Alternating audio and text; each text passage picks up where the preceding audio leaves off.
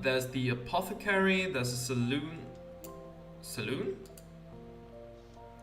The maintenance on this one is lacking. Okay, dusty window.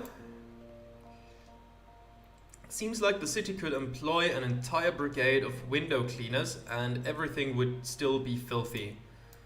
There's the apothecary, bladed dockhound, obituary. Let's just enter the apothecary. See if we can find anything out in there about the orphans. Is that the same thing? I think it's probably the same thing. I'm just gonna... Okay, let's take a look at the stuff here. There's a web of roots. Never pegged the proprietor as the kind of man who'd allow this amount of chaos in his personal space.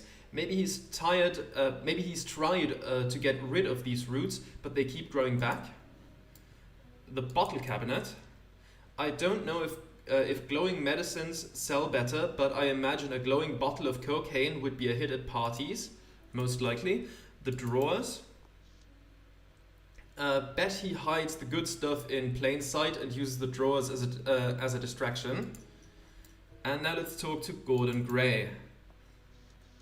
Greetings, sir. Are you looking for anything in particular? Not right now, but I'll let you know if anything changes. Okay, so there's not really anything to do here. That's fine. Let's go outside again and take another look around. See what else we can find. And over here there's the obituary. That's probably gonna cost us 5 hope, but that's okay. We have plenty of hope right now.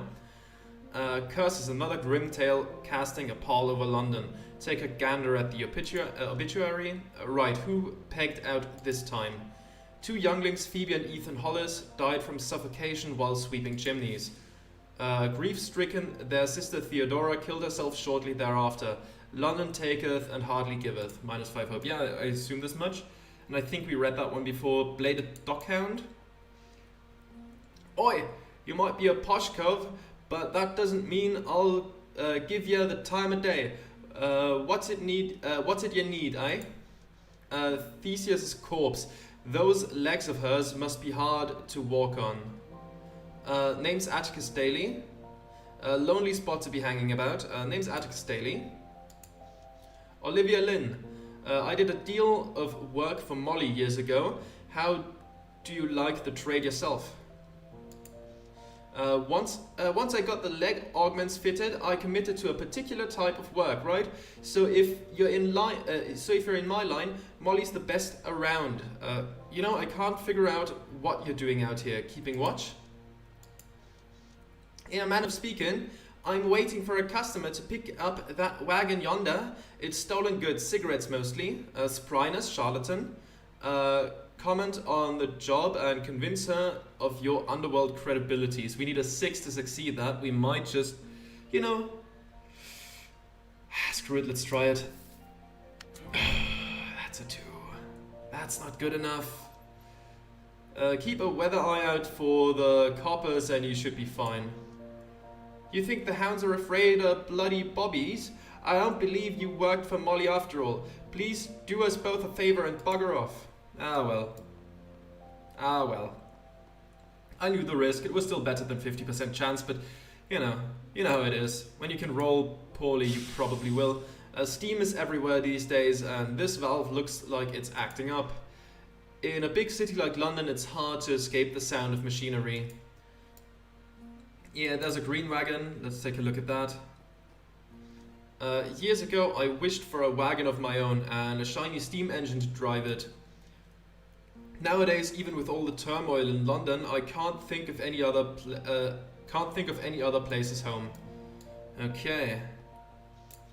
Down this path lies the fashion district. I'd stand out among the vain crowds if I were to keep going straight. Yes, how many curves can match my hunkiness? I smell like the underground and look like the sort to frequent pubs and prison cells, at least in their eyes. Or intimidating. If any gave me trouble, I'd shut them down with my fists. Let's go with the more, like, positive one, I guess. That gives us our hope back. Very nice.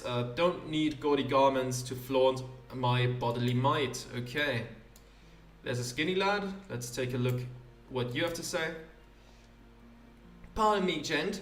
I see you already have a fine set of vines, but how about the intangible luster of a good poem?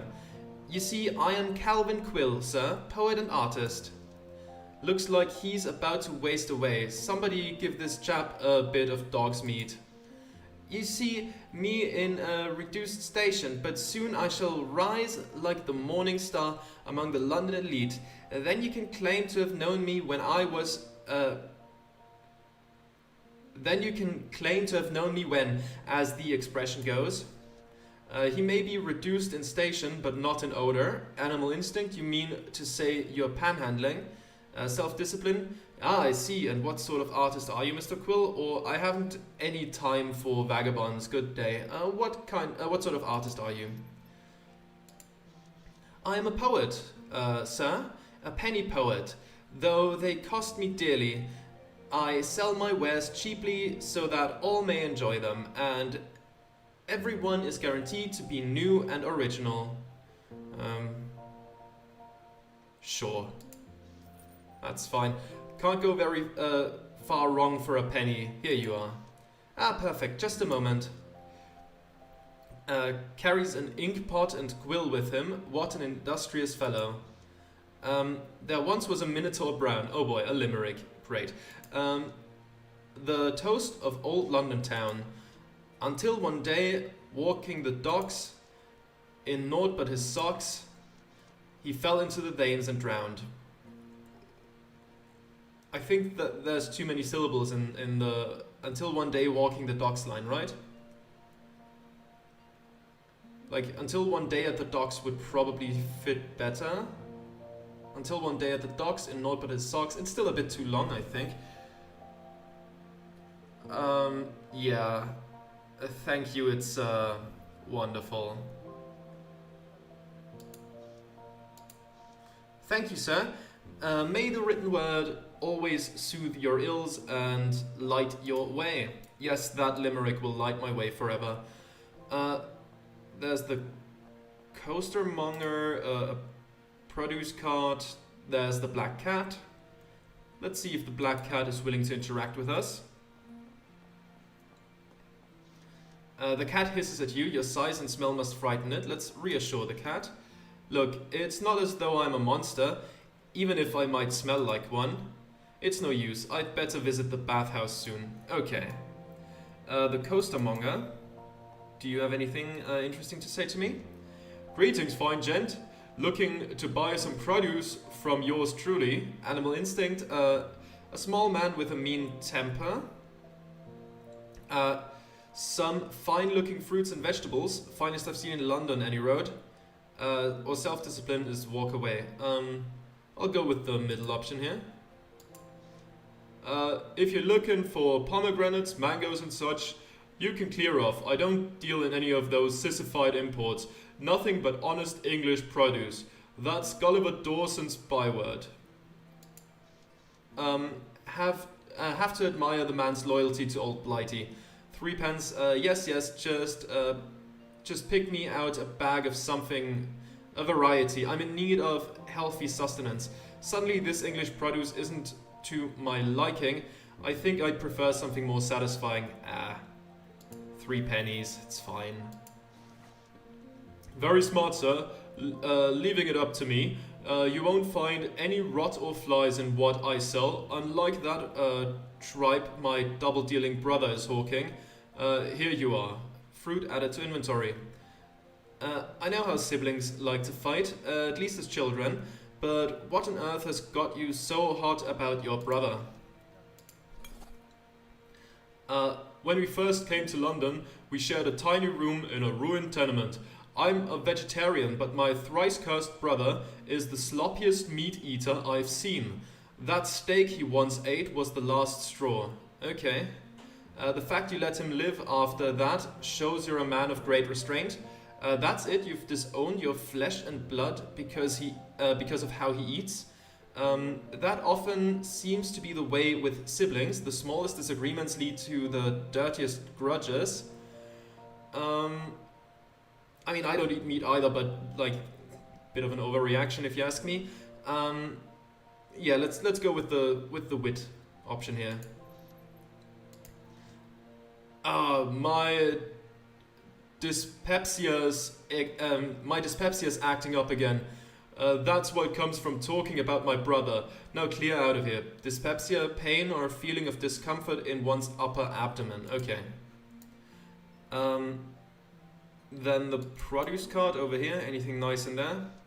Fresh fruits and vegetables from the farmers in countryside and a pleasant spot of color in the muck of the marketplace. Let's see, what do those fruit do? Oh, it's just an apple. It's just +5 hope if we need it. At the moment, we really don't. We are at 100% hope. There's a poster here. Let's take a look at that real quick.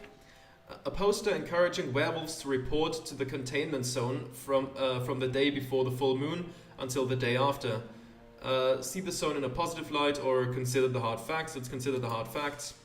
Another prime example of oppression. The authorities are pitching the zone for the greater good, while the lichens inside live out their transformations in squalor. Okay, let's keep going. The fountain. Do we have anything to say about the fountain? Once upon a time, the Luddites put up a stink about the industrialists polluting the landscape, poisoning the air, and mutilating and killing workers. It appears they were able to pressure the government into funding this hideous statue. Any other success they may have had are unknown to me. Great. Anything in the storm drain today? Anything we can pick out? I think we found some money in there. This drain connects with the sewer system in the east end. Not much here, but a grimy trickle of water. Okay, let's keep going then. There's a painter. A painter of portraits. If I had to guess, but with a single eye. A painter of portraits if I had to guess, but with a single eye. To work without perspective must be tricky business. Art is an avenue of expression forever closed to me. I apprenticed to a stonemason once. I must have bashed my knuckle a dozen times in a day, and in the day I lasted. Good day, madam. I'm Atticus Daly. I take it you're a painter. I am, kind sir, and one of the best in London. I'm Tessica Lincoln. As you can see, I specialize in portraits. Mention Calvin Quill. Comment on her accent. I don't know what her accent is. Ask her for a portrait. Point out the fact that she's selling her work in the street. Yeah, let's mention Calvin Quill. You know, I met one of your fellow artists in similar straits, except that you seem to be enjoying at least some measure of success. Calvin Quill, penny poet extraordinaire. That scoundrel. My, but he does get around. Forgive me. Calvin and I shared a fling in the past. More than once, actually. If I had to guess, the relationship is still ongoing. He's such a flighty, mopey thing, yet I somehow find the combination of raw passion and a fragile ego endearing. I don't know what her accent is. Is it like... It seems like scoundrel and stuff like that seems like fancier words? Your accent is unfamiliar. It's not any flavor of British that I know. That's because I'm not from England. Oh, okay, she's... Okay, American, okay. I migrated from America not that long ago. I can't do American accents, I'm sorry. Like, I learned English in this way, and it's... I'm kind of stuck this way now. I guess that's just kind of how it goes. I can't do American accents, so I'm not gonna try, because it's just gonna be painful for all of us. I migrated from America not that long ago. Certain factions in that country make it difficult for a woman of my color and my number of eyes. Oh, I can imagine. I mean, not that Britain is exactly, you know, a beacon of progressive values, but yeah, in Victorian times, America was probably... I don't know how Britain was around those times, but America must have been horrible. I could say something similar about England, but you have my sympathy. Yeah, there we go. One could say the same of any region in the world. Life is difficult and one must deal with it. I could say something similar about England. You have my sympathy. Thank you. I'm much obliged. Let's ask about that first. Ought to see one of the best painters in London flogging her work in the street. Is it?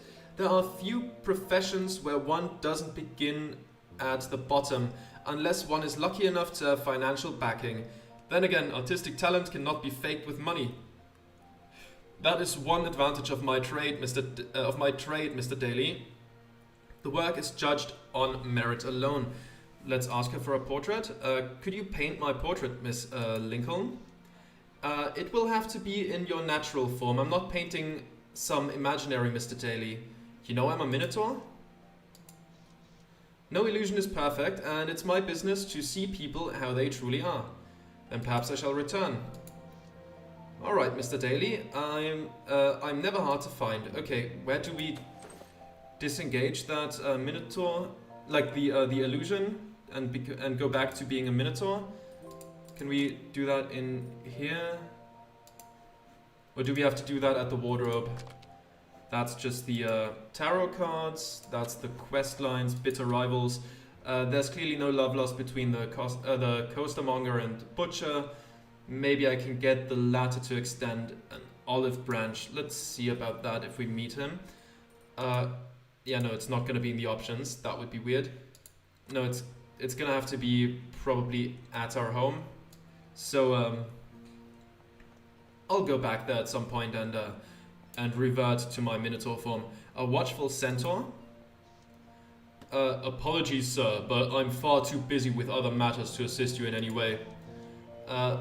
Fellows keeping a close watch on goings-on around the square. Definitely not a copper, though, right? Content or better. Good day to you, sir. I'm Atticus Daly. You seem like a fellow of some importance around here. How about an introduction? Ives Charlemagne Duval. Bring up the missing orphans? Yes, we can ask about that. Some orphans went missing as of late. Can't imagine how the sisters are feeling right now. Perhaps they feel that they failed their charges. This fellow is tight-lipped as a lord in parliament. Then good day to you, Mr. Charlemagne Duval. Then good day to you, Mr. Sherryhat Duvet. Sure. I mean, why not? The preacher, does he have anything to say to us? And Isaac spake unto Abraham his father, Ah, good day to you, sir. I take it you're interested in the Lord's word. The only thing we can do is remark on the way he's dressed, so let's do that, I guess. I've occasionally seen a vagrant stand and preach on the street when sozzle and gin, but you're dressed like a real man of the cloth. Did the church assign you to this pulpit? The Catholic Church?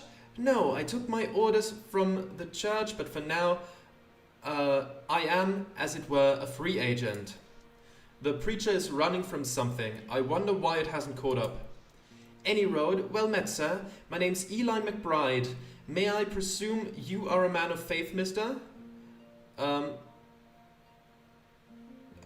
Daly, Atticus Daly. Yes, I am, tried and true. We don't even have an... Okay, sure, why not? An unequivocal answer to a simple question. How refreshing. I only wish the path the Lord has chosen for me was laid out so plainly. Hard to imagine a man like you having doubts. Press Eli for information about missing children. I did not mean to imply that my road was an easy one. I was raised from a very young age by the good women of Sacred Heart Orphanage. For the most part, they are a credit to your kind, yet... I believe I shall be on my way. Okay, let's say that first. Yet indeed, I get your meaning exactly, my friend. I myself had dealings with the church's network of orphanages many years back. Unfortunately, instead of rejuvenating my faith, the experience left me shaken. Hard to imagine a man like you having doubts. Even the strongest among us must be tested, and I am far from the strongest. But anyone can see you are a real man of God. You must be doing his work to face this crowd. Who were Jesus' fellows after all? Vagrants and thieves? And where else should you stand to better reach those who need his word the most? Let's go with the second one. Thank you. That is very. That is a. Thank you. That is a well-timed reminder of what truly matters. As long as I stick to the work and stay true to scripture, I cannot stray far. Let's ask about the missing children. I have a serious subject to discuss with you, Eli, if you have a moment. Oh, and what might that be? Let's ask about the missing orphans. I'm hoping to perform a service for my alma mater, if you'll forgive the jest. I mean Sacred Heart Orphanage. 2 young people in their charge have gone missing, a boy, Bertram, and a girl, Julie. Have you heard anything? The color drains from Eli's face. I'm afraid I'd rather not discuss this at the moment. Perhaps at a later date? He's hiding something. If I had, maybe had more of a personal connection to the case, I could persuade him to help. Okay. Always good to see you, Eli. You've no idea how welcome a friendly face is down here. Okay. I see. There's a chair, there's a newspaper, there's a cafe parasol, newspaper. Here's that newspaper with a story about the courtesan, but I already read this, nothing else to do with it. Okay, there's a chair. A damaged chair. Many a time have I happened upon a decent piece of furniture left out in the street. Some days it was almost like pursuing a proper shop. If anyone tried to sit on that, they'd break their neck like as not. Yeah. Oh yeah, -5 hope. That's fine though. We're still at 95. At this point, I'm not worried about hope. Cafe parasol. A cafe parasol, a bit worn but perfectly serviceable. I remember sparring against Snyder the Spider with a much smaller parasol when we were lads at the Sacred Heart. Yet the cafe itself closed a while back. I feel like the whole world is closing one bit at a time. Let's go with the first one. There's the hope back. There we go. We nicked it from some lady at a park when she wasn't looking to play at Okay, sorry, I just completely missed where the comma was. We nicked it from some lady at the park when she wasn't looking to play at jousting nights. Okay, quite chivalrous. Yes, yes. The restaurant is closed. Closed, everything ends, though it makes way for something new. Carpe omnium while you've got an opening. Take it all while you've got an opening. Okay. A smelly crate. Can we fish around in it? A damaged crate of tableware, no doubt destined for the restaurant, but what is this awful reek? Let's take a closer look. Awful, oh, right, some poor creature crawled in among the debris to die and is now rotting, -5 hope, which is fine, it's okay. Let's take a look at the fallen leaves on the ground. Autumn's fallen leaves, the subject of many a poet's whimsy. Even the smallest hint of nature is welcome in this grimy metropolis. I don't see what's so interesting about nature's rubbish. Let's go with the first one, restore some hope. There we go. That's one thing that's kind of weird about this game, is how predictable this hope system is. You can very easily just game the hope system to push your hope, you know, into more optimistic routes, even if it doesn't, like, I could understand it if it's like a trade-off of like blissful ignorance versus confronting truths, but like also in you know, situations like that, it's like that's you know, a little bit predictable how to like, it's very easy to handle the hope situation is what I mean. In situations where it doesn't really like have any consequences, it's just a very easy way to gain some hope. I don't know if that maybe becomes necessary in some rougher moments of this game, but like in situations like this, it's very easy to get to 100, I suppose. Marble statues.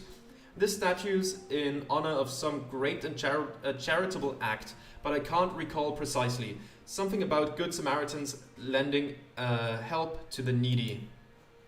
Okay. Then over here we have Neptune. Right. I wonder if the horse owed Neptune money. Gambling debt, no doubt. Definitely. Let's enter the bell jar. take a look at what we can do in here. I mean, we don't have a room here, like Clara does.